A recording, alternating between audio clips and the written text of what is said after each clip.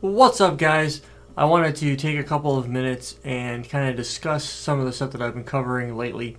So, this is kind of an out of the left field type of decision for me to make. Normally, I'm a Cisco guy at heart, but for those of you that have known me for a while, I have been trying to go in other areas and focus on other stuff. So, one of those things that I wanted to dive into was obviously Palo Alto. So, I've been bouncing it back and forth for a long time, and just recently Palo Alto came out with the half off the exam cost. So normally an exam costs X amount of dollars, so you slash that in half, and you use that discount code when you go to register for your test. And fortunately for me, I did well enough to pass the PCNSA, the Palo Alto Certified Network Security Administrator. Now, I will be honest with you, this wasn't very difficult. My score report obviously shows that I was weak in some areas, and that's okay. One of the main reasons that I was weak in some areas was I don't have licensing for the Palo Alto firewall. The Palo Alto firewall was never registered, so I was just using an image that I was able to gain access to. I had loaded up inside of Eve, and I played around with some of the features. I went through the EDU 110 video series that the Palo Alto provides for free if you register on their education services website. Go through that. I also watched a bunch of CBT Nuggets and Keith Barker videos that I had access to so that I could prepare for it. And Keith does a good job of breaking down difficult concepts into easy to understand, digestible information, which is easy to retain. And I also used the PCNSA study guide, which allowed me to prep some stuff, read through the documentation, get a better feel for stuff. And as I was going through, I used the prep guide, and I also used the Palo Alto provided practice tests. Finding practice tests for the Palo Alto exam is not easy because it's not a very popular exam, but at the same point in time, it was something that I felt like I needed to put a fair amount of effort into. So the questions that I got, and I'll talk about how the exam went here in just a minute. The questions that I got on the exam were pretty straightforward. There was no trickery involved in the question. It was, they ask you a straightforward question and there are straightforward answers. You either know it or you don't. There wasn't a whole lot of guesswork on any topics that I wasn't familiar with. Obviously, I had to sit there and I dwelled on the question for probably longer than I needed to. But if you have no idea how to answer the question, yeah, you are literally going to be shooting from the hip. So in my opinion, there are certain things you're never going to be able to learn completely from zero to hero on an exam. There are always going to be a handful of questions on an exam where you're like, I'm really not sure. Or I don't have a clue what you're talking about. And that could be because that it's a brand new question and they're just trying to figure out whether or not it's useful to throw in the exam, feedback wise. They're not sure if it's going to be a legit question. It could be something that just wasn't talked about enough on the video series that you watched or the books you read, things like that. Documentation only goes so far. So there's a lot of things that there are going to be some topics that will require actual hands-on experience. So, and because of the fact that I have limited, the ability for me to actually play with the technology in depth is kind of limited right now. So I did the best with what I had, and that just goes to show you that if you read the documentation on areas you're not familiar with, and if you go through the videos and you take notes and you lab, you're going to be that much better off understanding how things work. Obviously, I didn't do horrible, right? I got 50% or better in every one of the areas that I needed to. And I could get a rough draft of how many points I scored or how many questions I got correct. I'll figure that out at some point in the future later. So, but, I'm just happy that I was able to conquer the exam on the first attempt. Would I recommend someone else take it? Sure, I absolutely would recommend somebody else to take it and go through that process because it wasn't bad. I have a very large, I think it's a 34-inch Dell monitor, I think, because the one that I'm recording on, the one that's actually showing you the screen, is a 27-inch. So this one here in front of me, I believe, is a 34, and that's the That's the exam. That's the monitor I took the exam on. So let's talk a little bit about how the exam went. So the actual exam experience. So I used Pearson VUE, obviously, because that's the only place that you can take the exam through, and I did their at-home exam. So it was kind of a big deal for that. So I registered a few weeks ago to study for the exam, and it's one of those things where I needed to have skin in the game. So basically just put money down on a test, and then that pretty much commits you to it, and I don't change my dates unless I'm like just not getting it. If I'm just not getting it, obviously you can push your date out. I believe Palo Alto requires 48 hours, but don't quote me on that. But anyway, I scheduled my exam back in July when I found out that they were doing the half-off exams, and I was like, okay, I can deal with that. So I went ahead and scheduled the exam for August the 11th at 1 p.m. Central Standard Time, which is my time zone. And I spent the previous several days going through, and as a matter of fact, I had to make an emergency trip out of town, and during the trip, me and my brother-in-law, we drove to deal with some family issues, and I won't get into any of the details as to what happened. But as he was driving, I had my headphones on, and I was leveraging my cellular internet plan on my phone to watch Palo Alto videos. So you have to be, if you're gonna be serious about doing it, even when you have downtime, downtime is there for a reason. Use it, right? There's an opportunity to take advantage of that. And on the way back home from our trip, the same thing. We picked up some people, so we had additional drivers. So it wasn't just me and him driving where we had to go. Then my wife and my son were able to drive as well. So that made it a lot easier. I'd sit in the back seat and watch videos. Sometimes it would get a little hinky with going through the mountains or whatever the case might be. But we got the job done. So I spent a dedicated amount of time. I spun up a lab, so I was able to gain access to some images from Palo Alto, and I was able to upload those to Eve. I got them loaded into Eve, and I started going through. I used CBT nuggets for the videos, and I also used the study guide, and I also used the Palo Alto, online exam. So there's that. Let me go ahead and pull this up real quick. So if you go to Palo Alto Networks and you go to the Education and Certification, and I bring this guy over. Well, that's awfully bright. Anyway, so on here, if you scroll down to the PCNSA exam right here, and you click on this digital learning option, I open that up, and I'm going to go ahead and pause and load that up real quick. So obviously I got to this point here, and if you go to Open Curriculum, it gives you about 13 hours of video, and it covers all the major topics that you need to be aware of. So let me go ahead and open Curriculum. And so as you can see, I went through the majority of stuff. There's a few things that I didn't go into detail on, but for the most part, I felt like I did pretty good. And obviously the areas that I didn't go as deep on, I didn't do as well in either.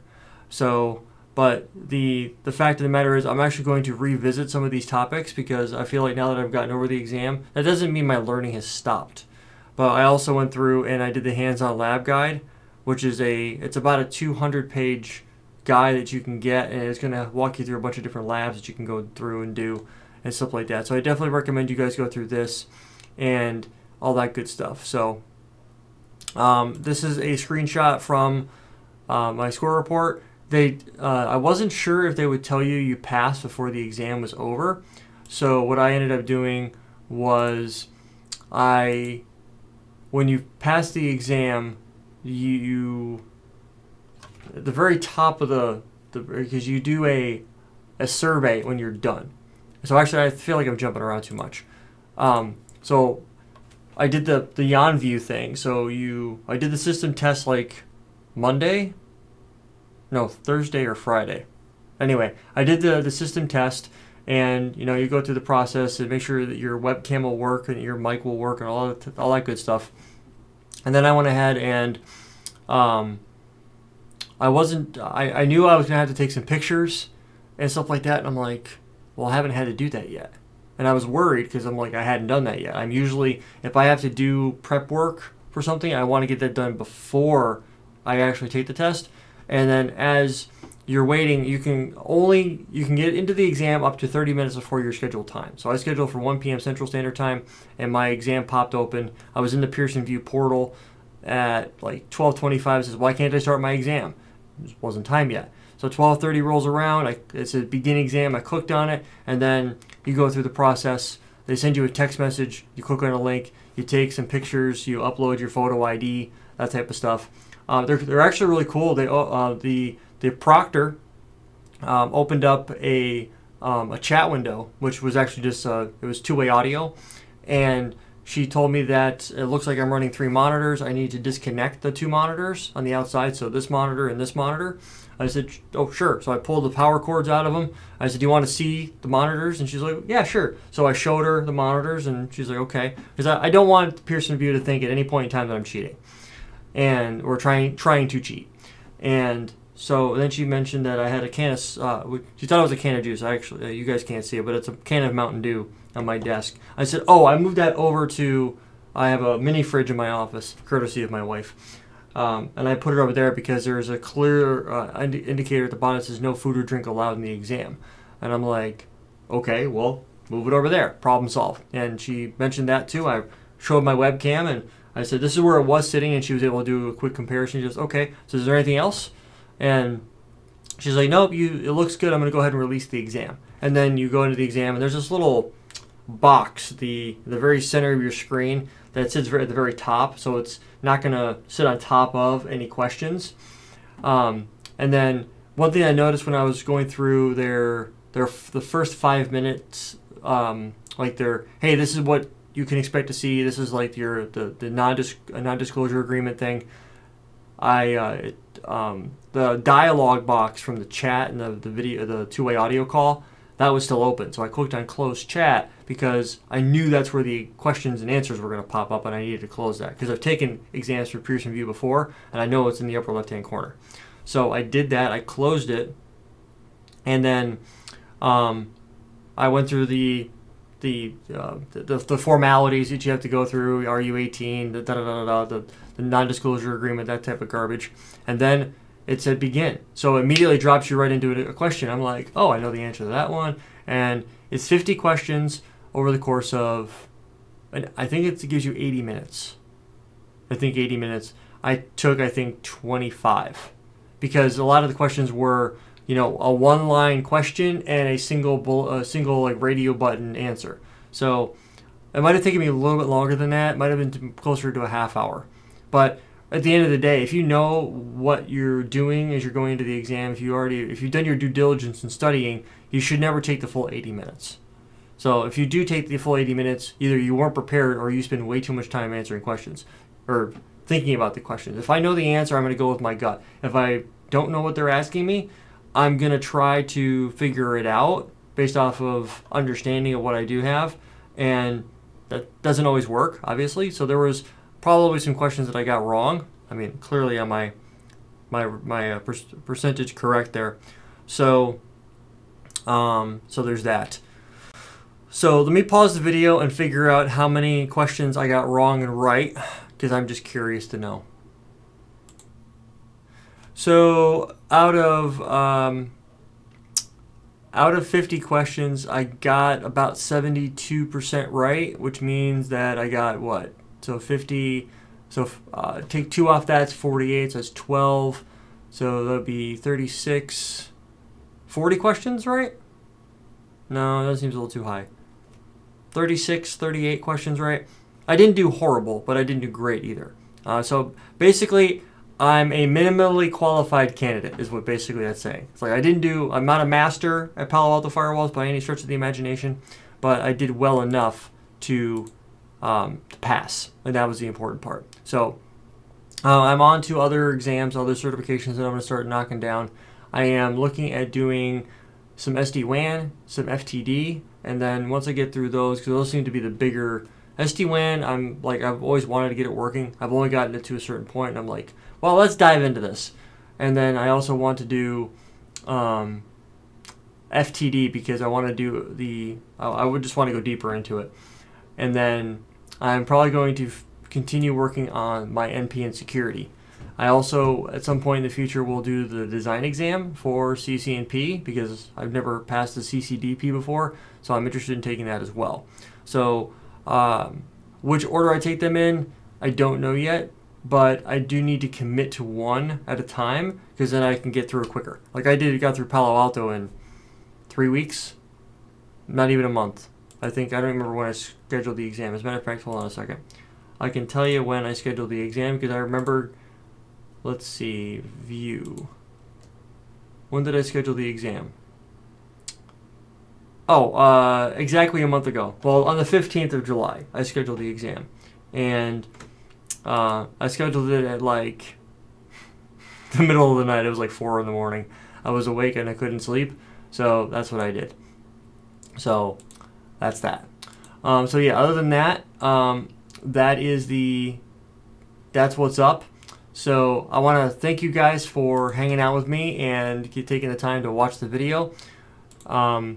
They're at the end of the exam. I know I'm kind of all over the place here, but at the end of the exam, they give you a survey. It's 15 questions, and once you go through the 15 questions, like tell me about this, and what type of job are you in? How well would you consider yourself at Palo Alto network firewalls? And I'm like, I'm proficient to some degree. I can do some things and stuff like that. And then it tells you there's a one-liner at the very top. It's like the fine print. And it says, you have passed your exam. And I'm like, woo! But I was cautious that was an error. So I'm like, I don't believe it. Because, Cisco gives you a score report. It says, congratulations, you passed your exam. Or, we're sorry, we regret to inform you that you didn't do well enough or something like that, when you fail. So I waited for the score report to get generated. And then once the score report was generated, I got this via email. I clicked on the link, and I was like, cool. So I'm gonna wait until I get my email from Palo Alto for my badge, and then I'll post the badge on my resume and some other stuff, and I'll update LinkedIn appropriately and stuff like that. So if you have any questions that I didn't answer for you, leave a comment in the comment section below. If you haven't already done so, please like, share, and subscribe, and I'll catch you guys in the next video. Take it easy, guys.